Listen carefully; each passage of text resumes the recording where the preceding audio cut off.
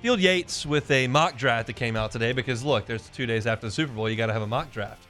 The NFL is not going to sit on the sidelines here, folks. The NFL is going to get into the news cycle as quickly as they possibly can.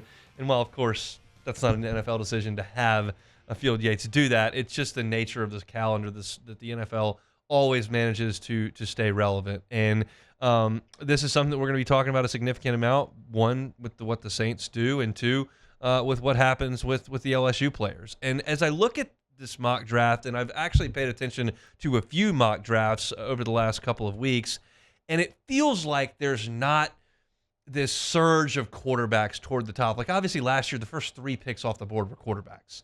Like, that drives everyone at every other position backwards. Even if you feel like there are edge rushers or offensive tackles or corners that are better players than the quarterbacks, the teams come up to take the quarterbacks. So it feels like this year, while there's not a huge rush on quarterbacks, it could be beneficial to some of the players at other positions. And one of those guys is Will Campbell. Will Campbell in this mock draft that Field Yates put together is tab number 4 to the New England Patriots. Yates writes, there's a case for taking the best player available, but my own board, that would be Mason Graham from Michigan, would not be a bad fit, but offensive tackle is a massive need for the Patriots, and Campbell is my highest graded player at the position in this class, number 6 overall. So Yates has Campbell at 6 overall going 4th here, and the important thing to note is that there's only one quarterback in front of him, Cam Ward going to the Giants at number 3. You don't get the next quarterback until Shedeur Sanders at number 6. Now, I don't know what the deal is going to be with Shedeur Sanders and what puppet master game Deion's going to play.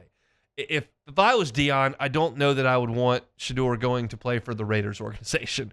But this all impacts Will Campbell and where he may end up. And you've seen a little bit more consistently over the last month Will Campbell being picked ahead of Kelvin Banks.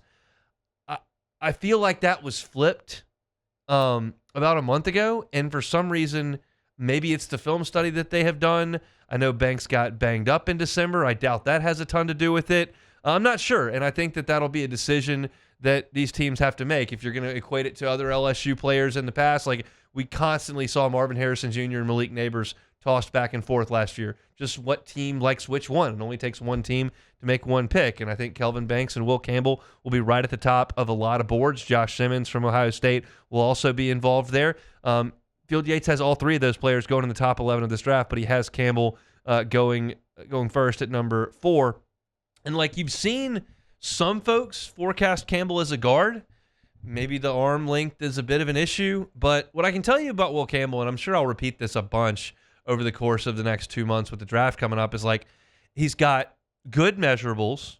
He's got a ton of experience. Nobody starts every game for 3 years at left tackle in the SEC. It just almost never happens. And Campbell did that. The production was excellent, especially in the pass game. And when he gets into those interview rooms, he's going to absolutely crush it. Absolutely crush it.